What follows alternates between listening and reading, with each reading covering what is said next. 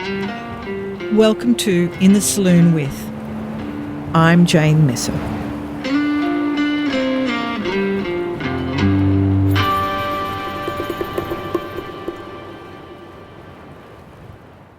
Hi Jake. Hi Adam. It's great to have you in the SALOON with. Jake Dean writes stories and rides waves on Kaurna Country in South Australia. His short story, Apocalypse Then, featured in StorySALOON's September show, and you can hear it here at the StorySALOON Podcast. Jake is currently finalising his debut collection of short stories, Please Help Yourself. The characters in Please Help Yourself are all searching for something, the perfect wave, proof they've been published in the New Yorker, a father that doesn't suck. But each knows they're also missing something crucial, which they go looking for in all the wrong places. Jake is talking to us via Zoom from a postcode near Adelaide. Hi, Jake. How's it going? Good. And here in the Sydney studio with me is actor, film writer and producer Adam Dunn. Adam is another remarkable talent. His short films Astronauts and Ghosted have won awards in Australia and overseas. And as an actor, you'll have seen him in any number of TV and film roles, including The Lost Flowers of Alice Hart, The Drunk History of Australia, The Rising, Play Dirty, The Fall Guy, and Elvis, for which he learned to play bass. Adam gave a stunning reading of Jake's story, Apocalypse Then, at StorySALOON's September show. Hi, Adam. Hello. Thanks for having me. Very welcome. Okay, over to Jake. Jake, like any writer, I guess you'd read your stories aloud to yourself while you're writing them and listen back and think it all through. So what was it like hearing it read by Adam Dunn to a live audience? A little bit different? Yeah, it was incredible. I think I spoke to a few people on the night as a short story writer, or any writer generally, and Adam probably knows this from his writing as well, but you're often just sitting in a dark room, tapping away at the keys. You're not getting any feedback except the doubts in your brain. It's quiet. It can be a lonely place, particularly when you're not getting much success, which is the space I found myself in when I was writing this story.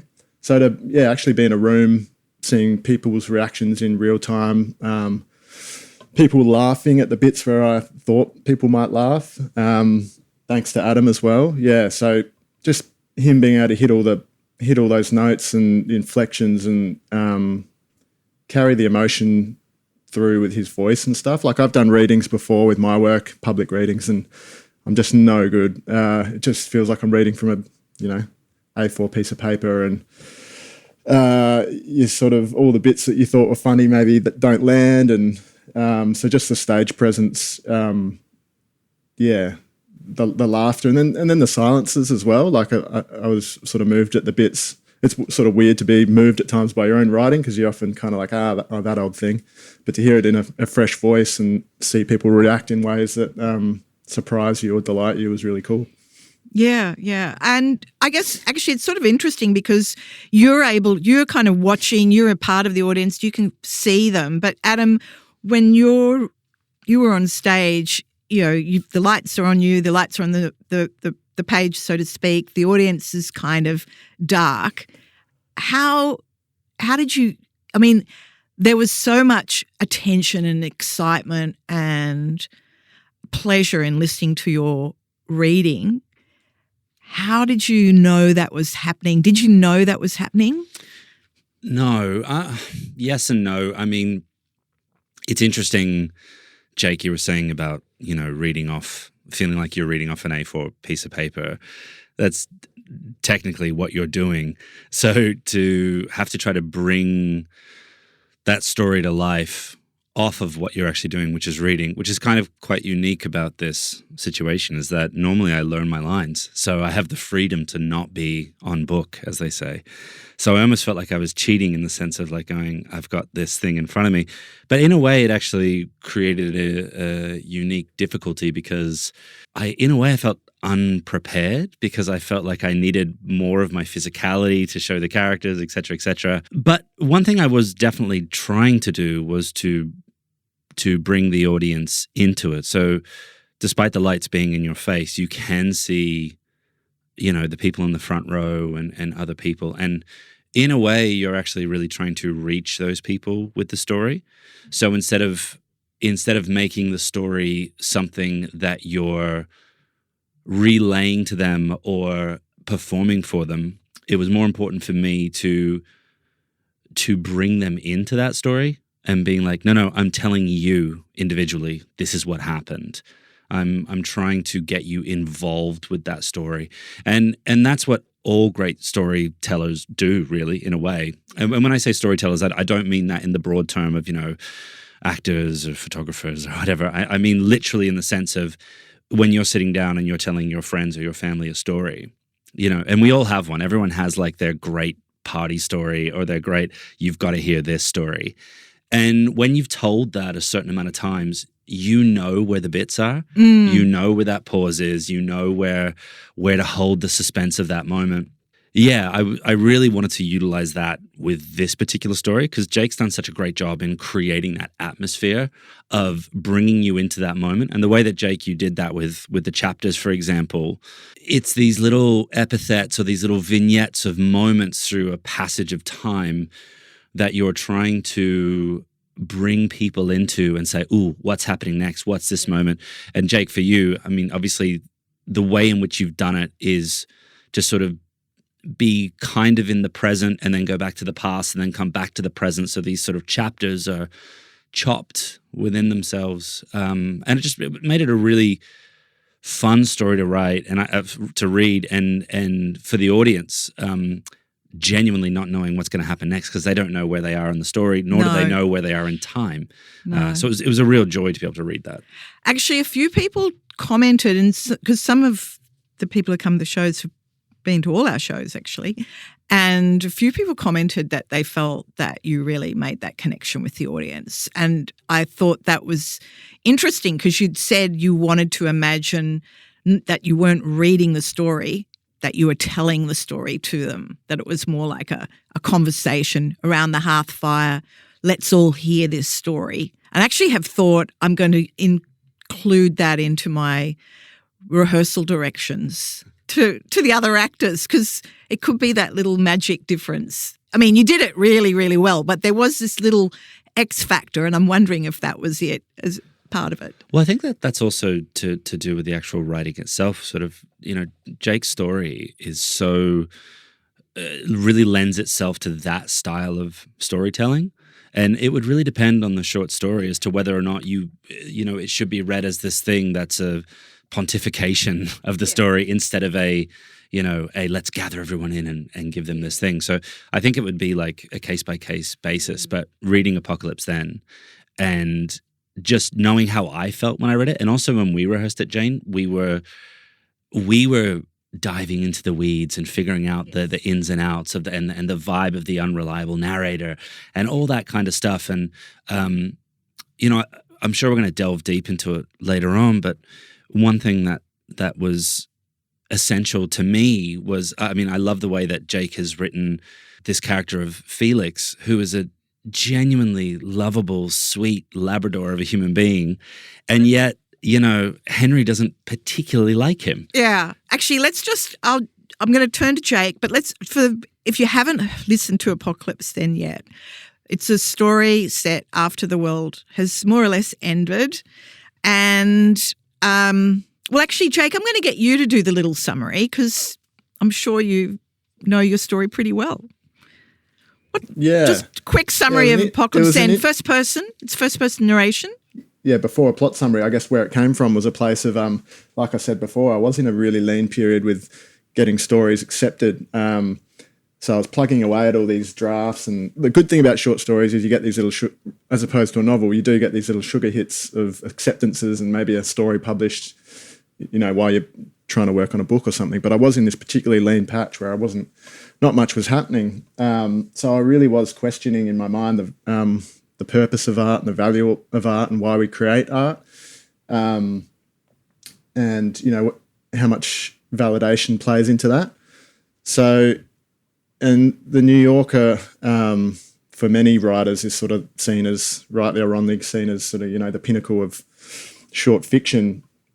And so, yeah, it just sort of, and I also into that, so I was thinking about that, but also into that soup, I have sort of checklists and things that I'd love to write. And I've always been interested in post-apocalyptic stuff. So I was like, I'd love to write a post-apocalyptic story. So as they do, those kind of two ideas just crashed in my brain. And then the first line came out quite easily, which was, I don't have it here exactly, but it's something like, you think your luck is bad.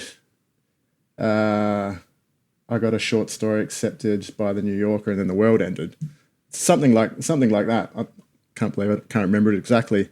But that sort of propelled the story along because it made me think, who is this guy? You know, why does he care so much about the New Yorker? And yeah, so from that opening line, it kind of sets off a journey with this struggling writer who had sort of reached his Everest, I suppose, and then decides that the only way he's going to be happy or be able to find peace is to travel to New York somehow from Adelaide. After the world has ended, there's the virus. Exactly. You know, it's an apocalyptic world, and Henry's story was accepted and scheduled to be published, I think, on December the 8th or something like that. But basically, the world has ended. There's only a few survivors. There's Henry. He meets Felix by accident, and the two set off to try and, journey to New York because he wants to see if the magazine actually hit the newsstands. And it's comedic but heartfelt at the same time. First-person narration, so I think that's what Adam was talking about, that kind of being able to speak as Henry. So, Jake, what are your reference points for an apocalyptic world? I mean, how do you imagine it? Was it based on what you're seeing around you now or the many film and literary references? How did you get into that space? Yeah, I'm sure there's a huge soup of things in my mind from novel, you know, Cormac McCarthy and post-apocalyptic films and that kind of things. I've always been interested in that kind of the setting, the rightness of that setting.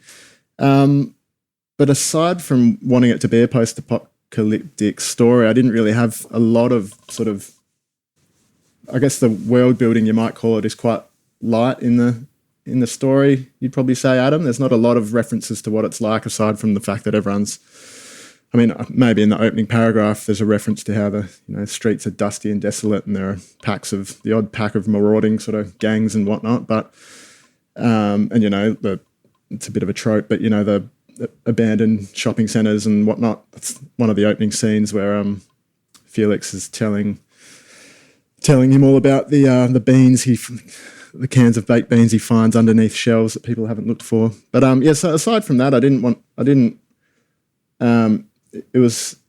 it set up the premise, but I didn't lean heavily on tropes or, describing exactly what the world looks like. So I think that helps this relationship and the connection to flourish between the two, and the dialogue becomes the star a little bit more, I guess you'd say. What's so clever about that, though, Jake, is you're basically relying on the fact that, post-apocalyptic films and stories have been around for a long time now. So we have a really good understanding already as to what that is. So for you to have spent too much time explaining what that looks like would actually just be a fool's errand because we already know. So you've got that time to be able to go straight into the character interactions and how the people are feeling. One of the things that I love about the story is this idea of if you climb your Everest, like you said about Henry, and you achieve the thing that you want, if there's nobody around to see that happen, then did it happen? If a tree falls in the woods, but there's no one around to hear it, did it really fall? And I just think that's such a great insight into the human psyche of the fact that we want the achievement, but we need the accolade as well. We need the understanding and the acceptance that we've done it, which is such an interesting part of who we are. And I love the fact that Henry goes into this, he really feeds that inner animal of going, no, I need to know that this thing is real and I need to know that people have seen it, even if it's just me. Yeah, and then contrasting that with For those that haven't read it, the two start their own literary journal, which is essentially just some bits of old grubby paper written in biro that they staple together. And Felix decides he's really into writing short stories too. And he's just doing it for the pure love of it. He just writes these zany, I can't remember whether they were detective stories or they had fight scenes in them or something. Detective stories. Yeah, the joy that he gets from just creating these stories is what propels him. So playing those two off together was quite fun, and looking at what they both get out of art. Well, I love that you wrote in that bit that Felix actually says, he says, isn't it right that we're just doing it for art's sake? And I think Henry hears that, feels that, believes that, and then is like, yeah, but I still need to get that. It's such a great, it's the New Yorker. It's the two things that fight in your head all the time, which is I'm making this from an artistic point of view because I care about this and I love this thing. And the other one, which is like, I want other people to see it and I want other people to like it and I want other people to acknowledge it. And those two parts of the psyche fighting against each other is such an interesting idea. Riffing on that, I want to talk a little bit about the literary journal because, Felix and Henry, well, it's really Felix who starts the literary journey with the biro and the pieces of paper. But Jake, you mentioned earlier about not getting accepted. You had a run of not getting acceptances from literary journals. And I just want to look at the space for writers in Australia with the literary journals, because we've just heard a couple of weeks ago that one of Australia's oldest literary journals, Meanjin, has been defunded by the University of Melbourne, and there's been, concern about that. You've published, in fact, I looked at your publishing history and I thought this is one of the reasons why I started StorySALOON, was because I noticed that you've published a few stories overseas in great journals, but basically journals that Australians don't get to read. Because we've got so few literary journals. So, and as a short story writer, you're really relying on those journals to publish your stories as a way of providing you with that acknowledgement of your art, and it's the only means to share it with people, like Adam was talking about. So as a short story writer, what is the environment like for you? What has it been like? Yeah, it is really sad with Meanjin folding it. I've got friends that don't know anything about writing but know things about football. So whenever they ask me about short story, if I say I got a story in the Griffith Review, they're like, okay. And I'm like, is that good? And I'm like, oh, there's probably like 6 or 7 really key prestigious journals in Australia, perhaps, you might say. And I would say to my friends, oh, that's like I got into one of the AFL ones. And then if somebody said, oh, I got into one of these ones, I say, oh, that's kind of like the SANFL. And they're like, oh, okay, well done. So there is this pretty small ecosystem of, big journals with a decent circulation and readership that pay well as well. Not that payments to be all and end all. And then there are, journals attached to universities. There are online ones and things like that. But yeah, it is tough. And you mentioned the American journals. Like, there are probably thousands of literary journals over there that, range from famous ones that have been around 100 years that have, really prestigious and can kickstart your career if you get in them, down to there are countless online run ones by 2 people out of their bedroom.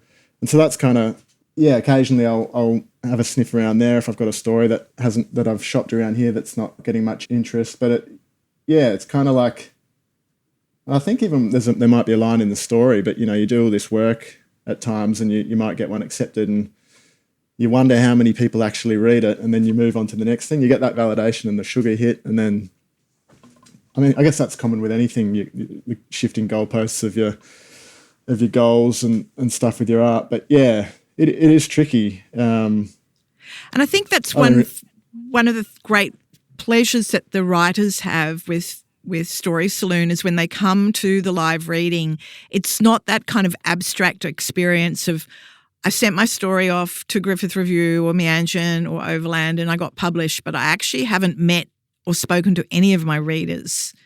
And a lot of writers don't get contacted by readers. So if you're a reader out there, just always send a message if you like something, please, because writers don't get much feedback. But when you have that experience of being in the audience, it's pretty unique for writers to short story writers to have that feedback from the audience and from the actor to see the story reimagined and reinterpreted, and yet also so faithfully. You've had a good run, I noticed this year. You've had a few acceptances, so this year's been good compared to, fingers crossed it keeps going, but this year's been pretty good, and this was definitely a huge highlight. The Story Saloon, like you said, Jane.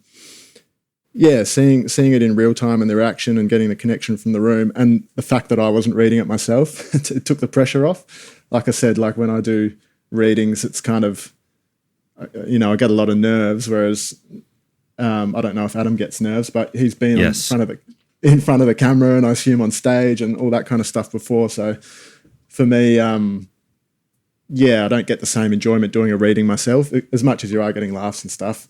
But to sit back with a glass of wine and have it reflected back to me and watch people and have people come up after was really cool. Yeah.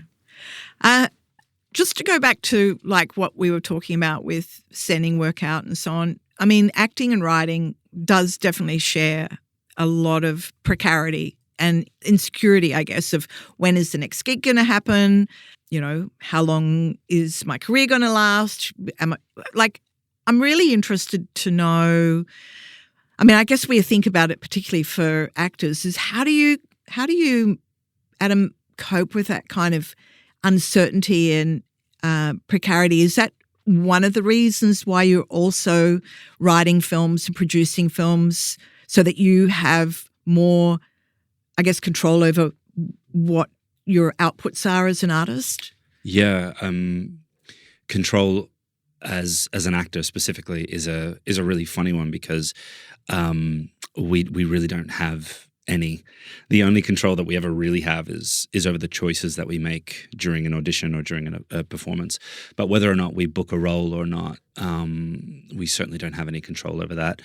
Yeah, I originally got into writing. I think when I first started writing, it wasn't so much about, I need to be doing something in my off season when I'm not booking acting work. It sort of came as a mistake. I think originally I was making a short film with a friend and we ended up coming up with a story and then getting other writers to write the actual dialogue, etc. And when the script came back, I was like, I don't like this at all.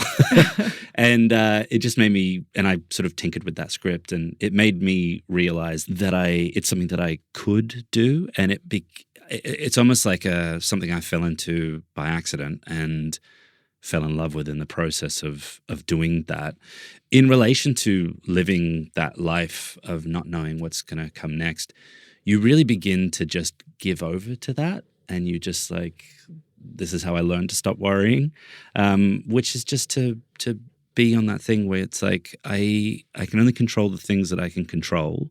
And when I'm not working on a professional job, I often will be thinking about writing. That's something that I do have control of. That's something that I can do in my off time. But in relation to sort of like putting pressure on myself to book things or get jobs, I just try not to worry about that anymore. It's really one of those things where for me and for most actors, and this is what I implore other actors to do, is to separate the audition from the job itself. Because if you're auditioning for something and you're thinking about the result of that, which is booking the job, you've gone far too far ahead. It's not yours. And unlike a job interview where you might be going up against 20 other candidates, often from an acting point of view, you might be going up against 1,000 other candidates. So the audition is the job. We get so few opportunities to act that in an audition, we get to act now. So do that. Do your job, do as best you can, and then you let it go. And then if the job comes back in the future, then you just take that as a wonderful gift. But in the meantime, it's like, just do your job, enjoy what you do. And yeah, that's the end of it. It's interesting because I think that's I do a lot of mentoring and teaching with writers, emerging writers and established. And that's in a sense what I'm always saying is just don't think about getting published and all of that. Just focus on what you're writing now. Find the organic unity of it. Publishing will come later if it comes, but just stay with what you're doing now. And that's out of your control.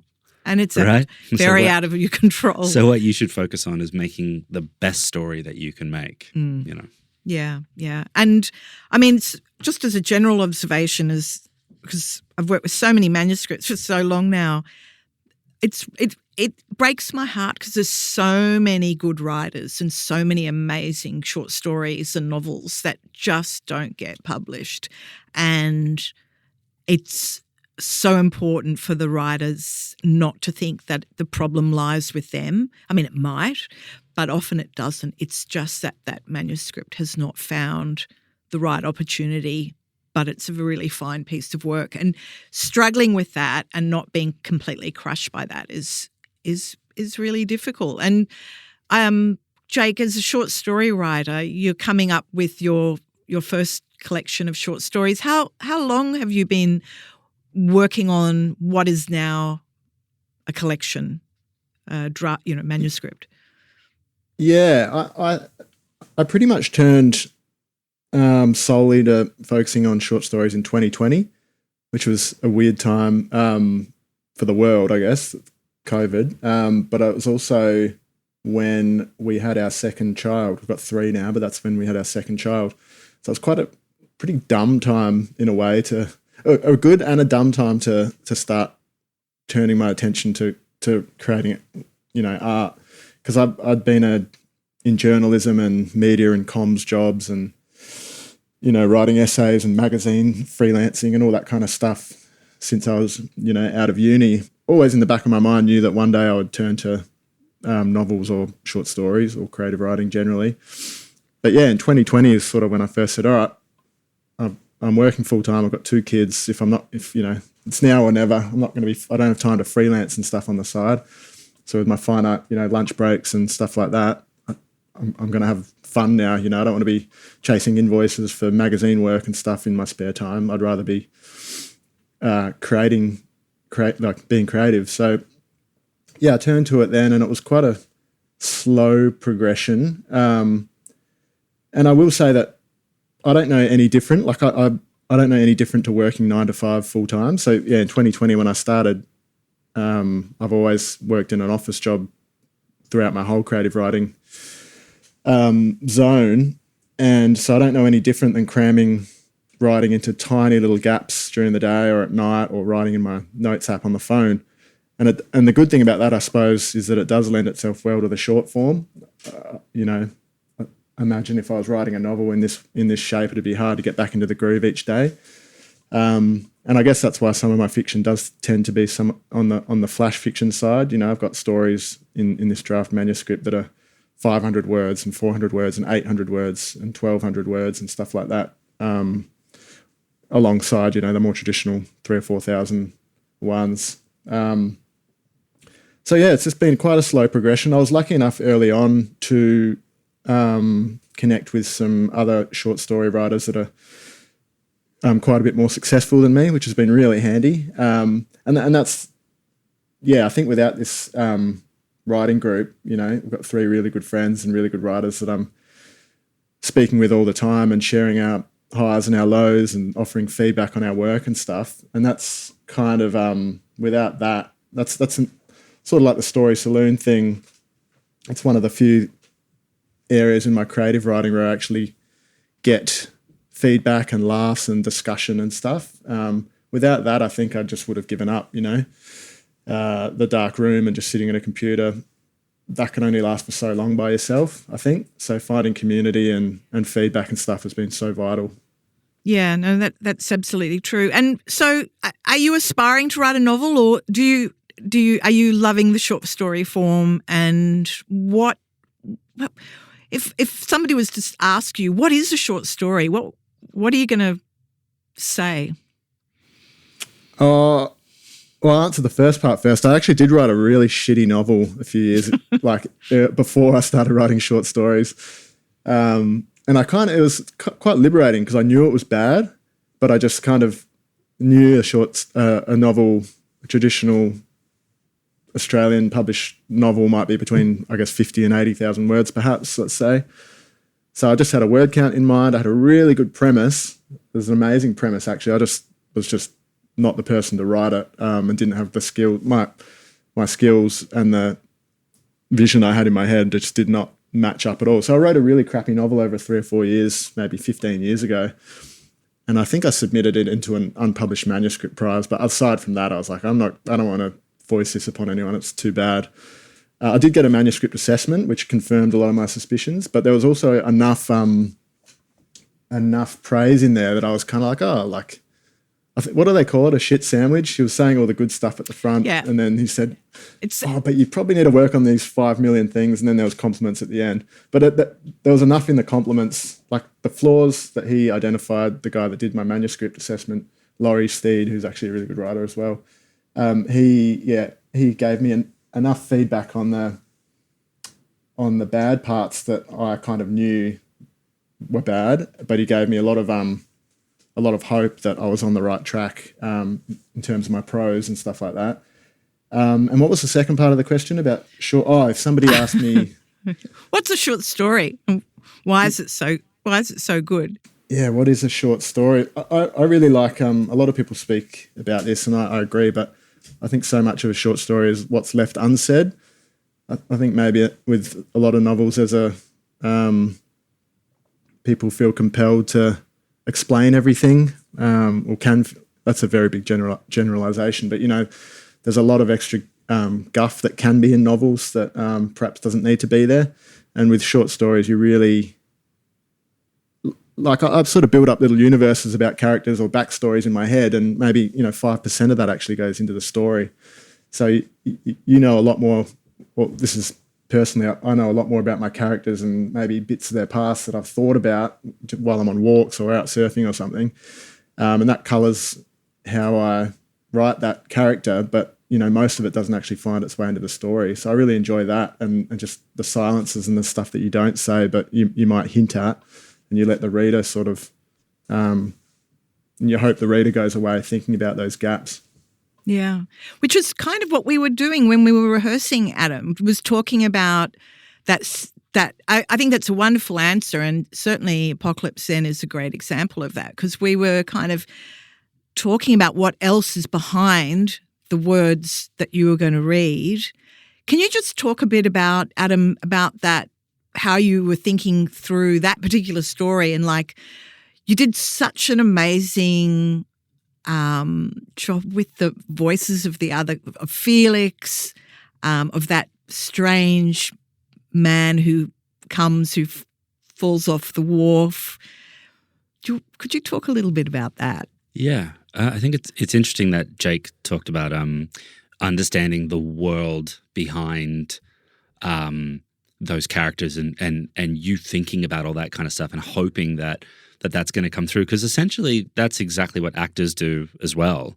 We hope that a screenwriter or some playwright will be thinking about that stuff on that level, but we don't get given a cheat sheet in knowing exactly what's happening in that person's backstory. It might be something you work with a director or maybe with a writer, but often you're left to your own devices to figure out the who's and the what's and the whys behind the choices that a character makes. And I often think about that kind of stuff as like a marinade. So it's like you're putting in all of these flavors and stuff that the reader or the viewer doesn't really need to know essentially about that person's thing, but it will come through with the taste at the end. And it's such an essential part of the preparation to make sure that you have all your I's dotted and your T's crossed, because people want to know that you have this fully fledged 3-dimensional person that's speaking in this moment. We as an audience want to feel that something is truthful and lived in like an old pair of shoes. So it's really important for an actor to do the exact same thing. In relation to sort of how I approached this, the voices more or less were a very impulsive thing, and trusting an instinct of what that was. I think essentially what we did in the rehearsal was more or less what I ended up choosing anyway. I just had to make a justification for why that voice was being chose. It's interesting because Jake spoke to me afterwards and he said, when I wrote Felix, I was thinking about Greg from Succession, the tall, lanky, Right. affable guy who's just sort of like fish out of water, but, eternally optimistic, basically.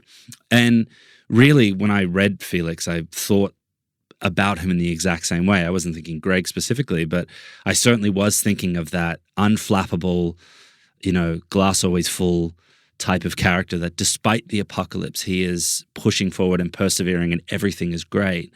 And what we were talking about at the start, which I really love about as well, is the fact that, Henry is so put off by that positivity. So the way in which he sells that to the audience is, guys, how laborious is this? Listen to this guy. He's so annoying. And essentially what you want is for the audience to have the opposite feeling, which is, God, we love Felix. Yeah. So it's fun to make a character who is like going, listen to this idiot. How annoying is he? And having the audience go, actually, Henry, it's you. So there was a real enjoyment in bringing that across. And as far as sort of like some of the other characters, like the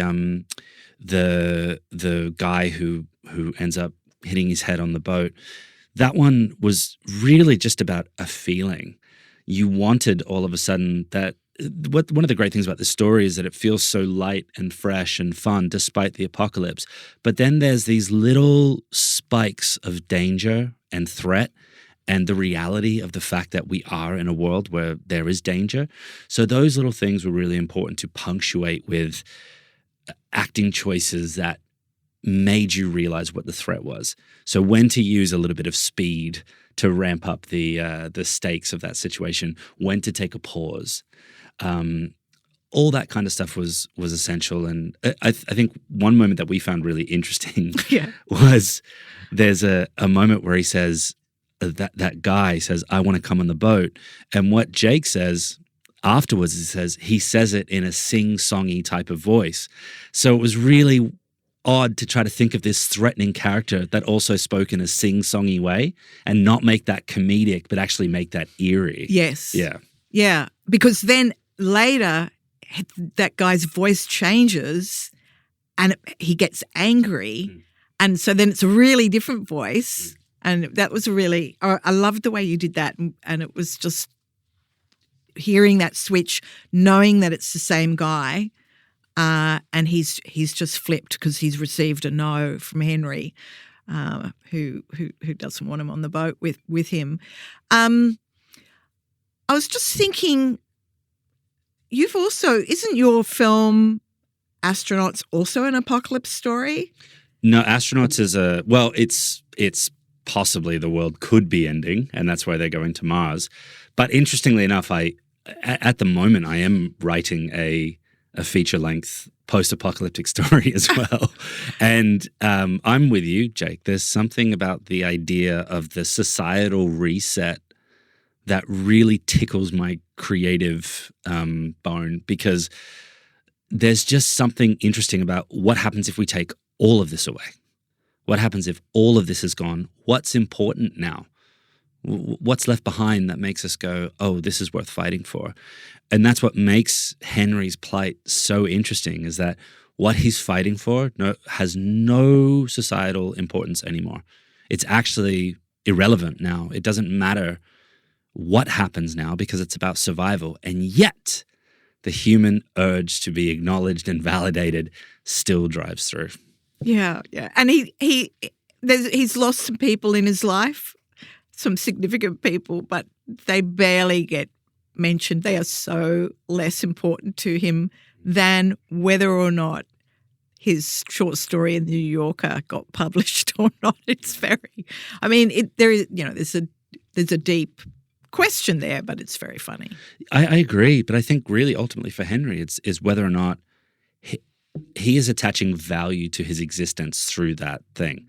If people don't know, or if that never acquiesces that the New Yorker story is being published or something has happened, then his life doesn't hold the value and meaning that he's assigned to it. So whether or not the world has ended or not, that's irrelevant. And he has a glimmer though towards the end, doesn't he? When he's hearing Felix forming this new community, which may be temporary or may be long lived, who knows? With the two women in the shack, and they are finding reasons to celebrate and to make music, and he can hear Felix doing that, and he's sort of intrigued by it, but you don't get the sense that is, he's not going to flip. He's not going to become a warm person. He's still, even with that real kind of warmth there, just a few yards away, he's still lying on his bed wanting to know, has his story gotten published? I wonder though, and Jake, you can speak to this a lot better than we can because you wrote it. Yeah.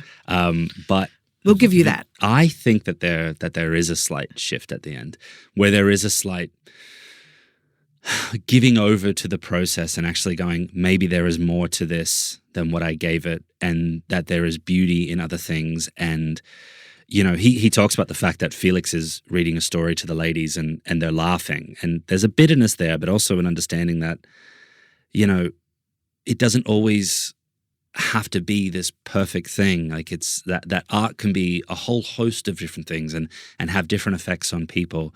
And I think it's after he gives over to that moment where he goes, maybe there's more to it than just everything that I've been doing. And then in that moment, you give him what he wants, which I think from my point of view, I just think that's such a lovely choice. And I'm curious from your point of view, if you had another idea where you thought maybe this doesn't end well for Henry because he doesn't particularly deserve it, but you still gave it to him anyway, which I personally think is the great choice. But I'm curious as to what your thoughts were around that. Yeah, the ending came to me quite easily, but I had to work out what whether there was any shift beforehand. And you're right, I did want it to be kind of hopeful and hint at a shift. Maybe he doesn't, Jane, maybe he doesn't change. I'm not sure, but I did want there to be that suggestion. Because he hears Felix making these women cackle in the kitchen from reading out one of his stupid stories. And, you know, they're talking about scenes about going out on the boat fishing and, you know, pulling in, I can't remember whether it was some mulloway or some, I can't remember what kind of fish it was from the Bream Murray. and pippies. Yeah. So, and, you know, he pictures himself standing on a ladder or handing some nails to one of the women who's fixing some gyprock or something. So, yeah, and like you said with the post-apocalyptic stuff, it is really stripped back, and he's looking at the simple pleasures, and he talks about, you know, maybe this is what it's all about. Maybe it's just having a nice meal and, you know, listening to music and going out in the boat and in the sunshine and all that kind of stuff. And whether he deserves it or not, it almost is like the universe is rewarding him when he comes to that realization, isn't it? It's almost like someone smiling down and going, oh, okay, your story was published. Spoiler alert for anyone that hasn't read it. But yeah, he does get rewarded, whether he should have been or not. He does, yeah. Yeah. Just one, it's kind of a big question before we work towards winding up. You both have been writing apocalyptic stories, but you're also both comedic writers. And for people who don't write comedically or would like, I mean, it's so hard to know if you're hitting the beats and is your humour shared and is this too like, how do you work through that? So Adam, I'll start with you and then I'll go to Jake. I think first and foremost is I don't think about it. I don't originally write a story with the idea of like going, okay, this is how I'm going to make it funny. The concept itself should make me laugh from the get-go. So it's the actual concept that goes, oh, that's funny. And then within those moments, what can I do to ratchet up the tension of that moment? And how am I going to give that audience that release from that tension? So I don't really, I mean, it is important for like sort of beats to hit comedically, but really what I'm trying to do is make myself laugh. Really what I'm trying to do is like go, this is This is funny to me. And then I try not to worry too much about it. And then often, you know, people that have the same taste in comedy as I do will hopefully find that funny as well. But an essential part of that, and Jake, I think you can attest to this, is getting other people to read it and giving feedback. When I first started writing, I didn't want feedback from anybody. I just had this idea where I was like going, it doesn't matter. I'm writing for me. I don't care. I like it, so that should be enough. And the real reason for feedback is more about, is what you're trying to say, is that coming through? And if you're getting enough people giving you a similar note, then maybe you weren't clear enough in what you were doing. So comedically, oh my goodness, and Jake, you would probably agree with this as well, is the amount of times that I've thought something was really funny and then had somebody read it and then go like, I don't get that. And then across the board, and then you have this real big choice of going, this really pleases me. But it may not please everybody else. And then making that decision to go, do I leave it in or leave it out? And invariably, I probably would make a slight adjustment to it to make it work. But every once in a while, you just have to get rid of something altogether. That's really important to you. In case in point, in the Astronauts movie that I made, there was a couple lines in there that I thought were so funny, and they ended up hitting the cutting room floor, and I just had to wear that. So yeah, kill your darlings. Mm-hmm. Yeah, I completely agree. We sound a bit selfish, but my writing approach is just to try and make myself laugh where I can, and where to inject those jokes is completely. I think I was talking to you, Jane, on the night that I don't have any formal creative writing training. Like, I did a journalism degree and stuff like that, but creative writing is completely trial and error for me and osmosis. So I try and read craft advice sometimes and stuff, and my eyes just glaze over and I start panicking. Like, am I doing it right? You know, like I start overthinking it. So it's completely natural. And where to inject drama or jokes and stuff is completely, you know, when I start feeling bored, that's just a sign in my mind to go, this needs something now. And what is it? Whether that's humor or some action, and not humor, but in Apocalypse Now, we're talking about the guy on the jetty or the wharf before. That just came at a point where I was like, okay, they're on this journey, but there's, you know, it's the end of the world. Where's the spectre of danger? You know, there has to be some kind of threat. So that's where he came in. And it's the same for me with humor and jokes. So I try not to overthink it at all. And you're right, the feedback thing is really important, because I've similarly had, you know, really good gags or lines that I just thought were going to kill. And then three people, you know, two of the three in the writers group are like, what did you mean by that? And you're like, shit. Like, I thought that was a ripper, but yeah. And then you've got to edit it or make the call to get rid of it. And yeah, sometimes you've put in too many jokes and say, maybe, you know, cut a couple out there. So yeah, I don't really have too much advice other than trust your gut and get feedback. I would have to say, as somebody, as the Story Saloon director and reading hundreds and hundreds and hundreds and hundreds of Australian short stories, I would really encourage writers to find a way to introduce some more levity. There's a lot of somber stories. I've been beginning to think that it's actually, I mean, and I've written them, you know, for sure, but you're making it sound very kind of easy perhaps, but actually it's a rare thing to do well. And the stories that are comedic that I think that work the best always have some other elements to them that are going on that I guess you could describe as more serious or have more heft. And so when I'm reading, I'm not relying on just being amused. There's a lot of world and character there that makes it rich, like with Apocalypse Then. And then there's also this side of irony or comedic element that's moving through the story and might be finally what you remember the most, and yet what kind of came underneath that, there was actually quite a lot of story heft. Some of that stuff, that line between levity and humor and, you know, heft and stuff, that can come out on draft 7, you know, like it might be gimmicky till I have stories that I've written that just seem like a gimmick until the fourth draft, and then I start pulling it back into the middle where that line that I want between the two.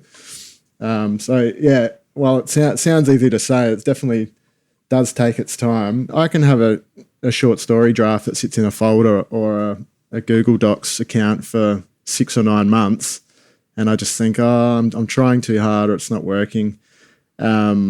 And then I'll be out surfing, and a scene will come to me, or a line, or a fix, and that's what it takes to sort the humour out, or so. I don't know if it's relevant, but yeah, that's one thing I've always been quite vocal about, is keeping your drafts, and there's no bad ideas, and stuff that you thought was really crap can be even if it's a paragraph from that, can be repurposed into that, or a character that you had in a shitty story that didn't work could be transplanted into another one. I like to think all the brain power I put into something, and if it was stuck in my brain for that long and I worked that hard on it, that to delete it is just, yeah, don't do it. No story is straight comedic anyway. There's no story that's comedic the entire way through without a heart to it or a story to it. So essentially, if you're trying to make something funny, the answer is don't try to make it funny. Things naturally will become funny or not. Moments of levity can come through comedy, or they can come through other things as well. But what you really need to have is a fully functioning story with characters that you care about, and the comedy will often find you instead of you trying to find it. The last thing you want to be doing is crowbarring jokes into something because you think it needs it. Whereas if something comes to you organically and it is funny, or just naturally happens to be funny, great. Use that. But it's interesting that you talk about stories being somber in general, because if you look at the Australian film landscape, we consider ourselves to be a very funny, culture, and some of the funniest people we know are Australian. We have very, very, very few Australian comedy films. And if you look at the Australian film landscape over the last 20, 30 years, we make some really dour, serious stuff. I would agree with that. And then when there is comedy, sometimes, not always, but sometimes it's been a little bit too strained and a little bit predictable. It's like, I know what the next joke is going to be. Or what Australian comedy is. But we've morphed from there. We've evolved from there. And I would love for us to take a little bit more of that British approach to comedy, which is, like I said, we have such funny people in Australia. It'd be lovely to see more comedy across not just short stories, but film and. Yeah. And also not necessarily leading with the comedy, as you say, but it is funny, but that arises out of these sort of organic situations of whatever the characters and the tone and the problems that they're encountering are in that particular story. We've had a great conversation. I guess I'd just like to turn now to what are you guys up to? What are your projects right now? What does the near future hold? Adam? I'm working on writing a couple things at the moment, obviously during an off season of I don't have any particular job that I'm working on right now. I have a couple of films coming out. October 1st, I have a movie called Play Dirty coming out with Mark Wahlberg on Prime, which is going to be a really fun sort of gangster action movie with comedy. I have a movie coming out called Shiver, which is a shark disaster movie, which is a different kind of disaster movie. And a movie called Place to Be with Taika Waititi and Ellen Burstyn. Wow. Yeah. That's so much. Well, it seems like it, but I did them ages ago. So. Oh, right. I know, because production times are so long.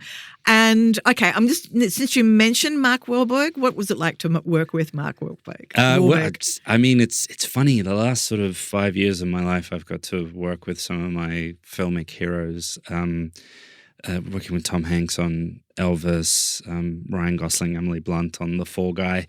I've been really lucky. So Mark was very, very gracious. We spent almost a week in a car with each other. I won't divulge any other information so you can watch it. But yeah, it's very odd working or sort of trying to ply your craft with these people who have been doing it for, decades and are experts at their job. And it's really great to just sort of sit back and watch masters at their work. we didn't get any dirty reveals or crazy secrets. Oh, well. But, yeah, that sounds wonderful. I wish I had some for you. I don't have any dirt. Yeah, it was. I've genuinely only have unbelievably nice things to say about the people that I've worked with. Genuinely. It's just been you are an unbelievably nice person, so you're probably bringing it out in them. That's the other secret. And Jake. Yeah, I'm, as you sort of mentioned, I'm working out if I have a collection on my hands. I'm kind of at that point now where I think it's a common thing with short story writers to when they think they've got a book, it's always like, 2 or 3 more stories and I think I'm done. But then you write 2 or 3 more and they push out a couple and then you say you need to write 2 or 3 more. So I'm kind of in that zone wondering whether I've got a finished book or not. A couple more maybe might be nice. So I'm still just writing every day. I've never written, sort of in the same vein as the apocalypse story, I've never written a ghost story. I really want to write a ghost story. So I've been tapping away at various stops and starts for that.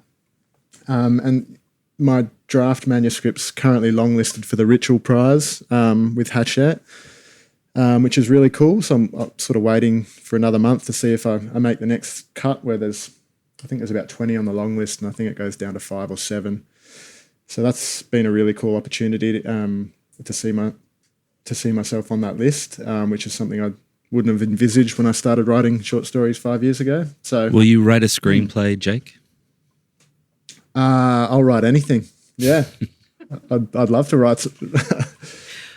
You have to tell me how to do it. When you two have done that screenplay, could you come back and talk to Story Saloon? I just think he has a very great mind for story, and I think he should write some short films or some feature films and see where that goes. One day, I'd love to do that. It'd be great. Just call Tom Hanks up and get him down to Adelaide and we'll I've got him on my speed dial. That's a shake of the head from Adam. He doesn't really have Tom on the speed dial. No, I don't. Do you? But when you actually, just random question, when you are on the film set and so on, is there much exchanging of cell phone numbers amongst the actors? Mostly when you're on set. It really depends on the set, but often there'll be somebody creates a WhatsApp group that you put everyone into and we talk about where we're going to have dinners and whatnot. I'll give you one Tom Hanks story that I thought was quite funny. During Elvis is just before the pandemic happened. And so we had a really big briefing in sort of a hotel conference room about COVID and what that means for the film, et cetera, et cetera. And so they were telling us everything that was going on. And I happened to be sitting next to Tom. And he leaned over and he whispered to me during the thing, he said, "You're going to be the first one that gets it." That's what he said to me. And then I leaned over to him and I said, "If I get it, you're the first person I'm giving it to." And then he ended up being basically patient zero in Australia, where he was one of the first people to have COVID, and the film shut down for 8 months. So I feel partially responsible for that. Yeah, and because he was in lockdown here, wasn't he? No, I think he went home. He was definitely in lockdown when he came back. Right. Remember, we had to quarantine for a period of time. Yeah. I think there was a big controversy about him staying in a nice house or something while he was quarantined. Oh, right. Not a hotel. He got to have home detention. Mm-hmm. Yeah. I think the big controversy was actually the way that he spread Vegemite on toast. Did you remember seeing that? It was about it. He posted some picture going, trying the local produce or something, and he put basically like a centimetre thick paste of Vegemite, and everyone was like, no, it's too thick. Do not eat it like that. It is not like peanut butter and jelly. I don't know why they do that. Whenever Australians try to introduce Americans to Vegemite, they give them a teaspoon of it. We don't eat it like that. What are they doing? It's ridiculous. All righty. Thank you, Jake. Thank you, Adam. It was so enjoyable speaking to you. Thank you. You've been listening to an episode of In the Saloon with. Your host has been Jane Messer, recording by Martin Gallagher, along with sound design. A big thanks to the whole Story Saloon team.